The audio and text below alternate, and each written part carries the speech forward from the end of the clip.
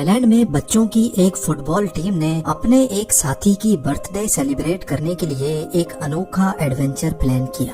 ساری ٹیم نے فیصلہ کیا کہ وہ تھیم لوانگ کیو کے اندر جا کر اپنے ٹیم ممبر کی برتھ ڈے سیلیبریٹ کریں گے، لیکن یہ بھی پلان کا حصہ ہی تھا کہ کوئی بھی اپنے گھر والوں کو اس پلان کے بارے میں نہیں بتائے گا۔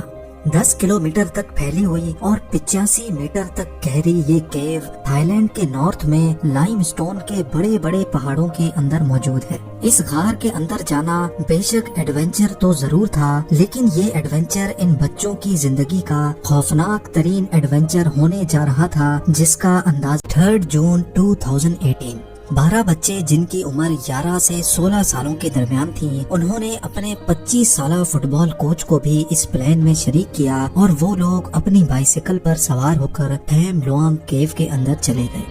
ان 13 لڑکوں کو یہ بالکل بھی علم نہیں تھا کہ ان کا یہ قدم کتنا بھیانک ہونے جا رہا ہے۔ ان کو غار کے اندر گئے ابھی چند منٹ ہی گزرے تھے کہ اچانک باہر موسم نے کروٹ بدلی اور دیکھتے ہی دیکھتے تیز بارش شروع ہو گئی۔ لیکن کیونکہ یہ 13 لڑکے اندھیری غار میں کافی ڈیپ جا چکے تھے، اسی وجہ سے ان کو باہر پڑنے والی بارش کا بالکل بھی علم نہیں تھا۔ منٹوں کا ٹائم اب گھنٹوں میں بدل چکا تھا۔ لڑکوں کے گھر والے جو یہی سمجھ رہے تھے کہ ان کے بچے فٹ بال کھیلنے گئے ہیں، جب وہ ٹائم پر واپس گھر نہ لوٹے تو ان کو بھی پریشانی ہونے لگی۔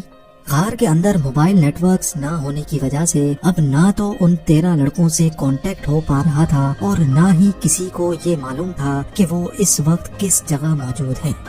آخر کار فٹ بال کلب سے ایک ہنٹ ملنے پر معلوم پڑا کہ لڑکے تھیم لوانگ کیو کی طرف گئے ہیں۔ جب گھر والے بھاگتے بھاگتے کیو کی انٹرنس تک پہنچے تو ایک دل دہلا دینے والا منظر ان کا پہلے سے انتظار کر رہا تھا۔ یہ دیکھا گیا کہ کیو کی انٹرنس پر فٹ بال پلیئرز کی سائیکلز اور ان کا کچھ سامان تو پڑا ہے، لیکن ان کے بچوں کا نام و نشان کہیں پہ بھی نہیں ہے۔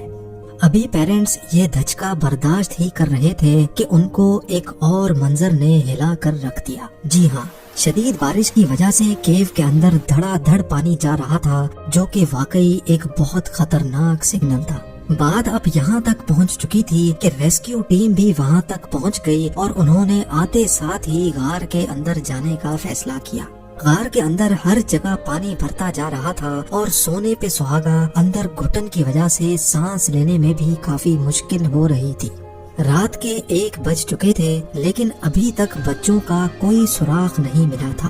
پہاڑوں سے گرنے والا چھپا چھپ پانی مسلسل غار کے اندر جمع ہوتا جا رہا تھا اور پھر ایک وقت ایسا آیا جب غار کے اندر موجود ریسکیو ٹیم کی طرف سے ایک خبر آئی۔ یہ خبر ان پریشان پیرنٹس پر آگ بن کر گری، کیونکہ ریسکیو ٹیم کا کہنا تھا کہ غار کے اندر ایک پوائنٹ ایسا آ گیا ہے جہاں اب پانی غار کی چھت سے جا لگا ہے۔ زیادہ اکوپمنٹ نہ ہونے کی وجہ سے ریسکیو آپریشن کو فی الحال یہیں روکنا پڑا، یعنی یہ بات کنفرم ہو چکی تھی کہ اگر وہ 13 فٹ بال پلیئرز غار کے اندر ابھی تک زندہ ہیں تو ان کو یہ رات اکیلے ہی گزارنی پڑے گی۔ کیو کے ایک میپ سے معلوم پڑا کہ اس کے کچھ حصے کافی ڈیپ ہیں، جبکہ چند پوائنٹ پر یہ کیو اونچائی کی طرف بھی جاتی ہے۔ ایکسپرٹس کا ماننا تھا کہ اگر یہ فٹ بال پلیئرز زندہ ہوں گے تو وہ ان حصوں میں ہی پناہ لے رہے ہوں گے جو اونچائی پر ہیں۔ ساری رات غار کے اندر پانی کا لیول بڑھتا ہی چلا جا رہا تھا۔ صبح ہونے سے پہلے ہی ریسکیو ٹیم نے سب سے پہلے غار سے پانی کا لیول کم کرنے کے لیے ہیوی ڈیوٹی پمپس لگا دیے، لیکن سب کو صرف ایک ہی سوال تنگ کر رہا تھا کہ اگر وہ 13 لڑکے ابھی تک زندہ ہیں تو ان تک پہنچا کیسے جائے۔ ایکسپرٹس کے مطابق اس کا صرف ایک ہی راستہ ہے اور وہ یہ کہ پروفیشنل ڈائیورز پانی کے ذریعے غار کے اندر جائیں اور لڑکوں کو تلاش کریں، لیکن ان ڈائیورز کو کیو کا ایکسپیرینس ہونا لازمی ہے۔ اس مشن کو انجام دینے کے لیے تھائی نیوی نے اپنے کمانڈوز ریڈی کیے، جن کو انڈر واٹر مشنز کا کافی ایکسپیرینس تھا۔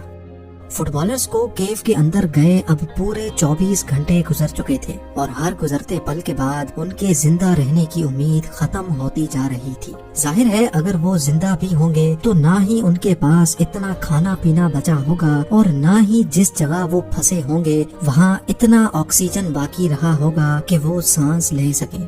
थाई नेवी के कमांडोज को पानी के अंदर जाने से पहले अंदाजा लगाना था कि फुटबॉलर्स केव के किन खुश्क पॉइंट्स पर मौजूद हो सकते हैं। इन खुश्क पॉइंट्स में से एक पॉइंट पताया बीच कहलाता है, जहां पर फुटबॉलर्स के होने की काफी उम्मीद थी। लेकिन मसला ये था कि ये पॉइंट केव की एंट्रेंस से लगभग 4 किलोमीटर दूर था। इसका मतलब था कि इनको पानी में काफी दूर तक स्विम करना था, और वो भी गार की तंग जगह और बिल्कुल अंधेरे पानी में।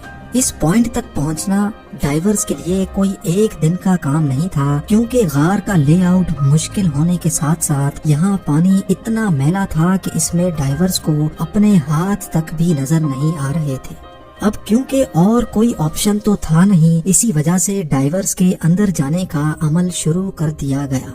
थाई नेवी कमांडोज पानी में जितना अंदर जाते थे, वो एक लाल रंग की रस्सी छोड़ते जाते थे ताकि वापसी का रास्ता उनके लिए आसान हो सके। उनके लिए केव के अंदर जाना बहुत मुश्किल था, लेकिन वापस आना काफी आसान हो जाता था, क्योंकि वो लाल रस्सी को फॉलो करके वापस आ जाते थे। पूरे 2 दिनों के बाद वो केव के एक ऐसे पॉइंट पर पहुंचे जहां पानी नहीं था।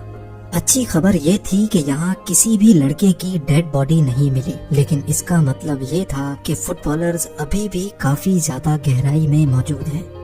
नेवी कमांडोज थे तो एक्सपर्ट, लेकिन उनको केव रेस्क्यू का कोई एक्सपीरियंस नहीं था। इसी वजह से उनको हर कदम उठाने के लिए काफी ज्यादा टाइम लग रहा था।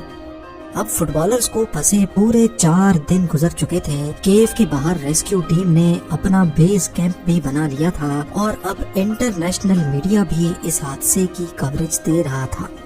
वक्त तेजी से गुजर रहा था। मीडिया कवरेज देखकर पूरी दुनिया से एक्सपर्ट्स के आने का सिलसिला शुरू हो चुका था, लेकिन अभी तक फुटबॉलर्स को ढूंढने के लिए की जाने वाली कोशिशों का कोई नतीजा नहीं निकला था। लिहाजा अब टाइम आ चुका था कि प्रोफेशनल केव रेस्क्यू टीम को बुलाया जाए। ब्रिटिश केव रेस्क्यू टीम, जिनको केव में फंसे लोगों को बचाने का खास एक्सपीरियंस था, वो अब मौके पर आ चुकी थी। सबसे पहले इन्होंने पानी के अंदर जाकर सूरत हाल का जायजा लिया और फिर फैसला किया कि गार से पानी निकालने के अमल को बढ़ाना चाहिए।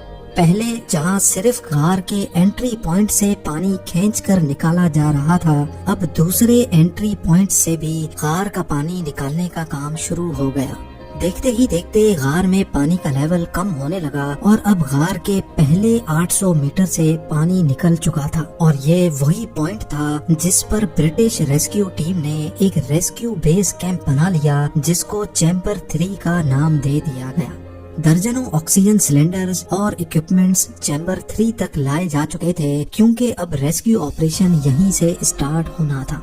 फुटबॉलर्स को गायब हुए अब पूरे 10 दिन गुजर चुके थे। चैम्बर 3 से डाइवर्स ने पूरी तैयारी के साथ पानी में जाना शुरू कर दिया।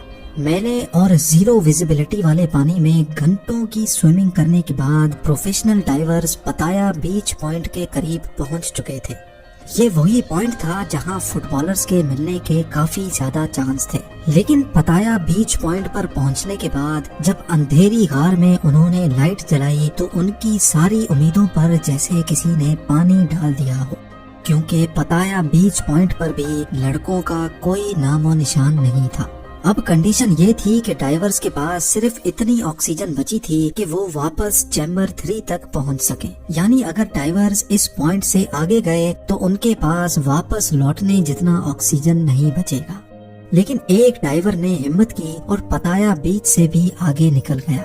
1000 फीट आगे जाने पर उसको एक खुश्क जगह मिली, और जब वो आखिरी बार पानी से निकला तो उसने वही देखा जिसकी सारे उम्मीद कर रहे थे।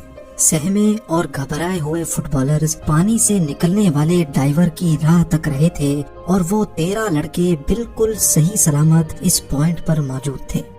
लेकिन सवाल ये है कि पूरे 10 दिनों तक बगैर खाने पीने के ये कमजोर फुटबॉलर्स आखिर जिंदा कैसे रहे। एक्सपर्ट्स जिनको कई सालों का एक्सपीरियंस था, उनको ही इस पॉइंट पर पहुंचने में 10 दिन लग गए, तो अब वो इन 13 लड़कों को यहाँ से बाहर कैसे निकालेंगे। अभी तक पूरी रेस्क्यू टीम ने जितनी भी मुश्किलात का सामना किया था, अगले 8 दिनों में इनको इससे भी ज्यादा मुश्किलात का सामना करना पड़ेगा, क्योंकि अब ये अंधेरी गार किसी एक इंसान की जान लेने वाली है। اس کے آگے جو کچھ بھی ہوا وہ آپ دیکھ سکیں گے اس ویڈیو کے پارٹ 2 میں۔ لوگوں کے پیار بھرے کامنٹس کا بے حد شکریہ۔ ملتے ہیں ویڈیو کے اگلے شاندار پارٹ میں۔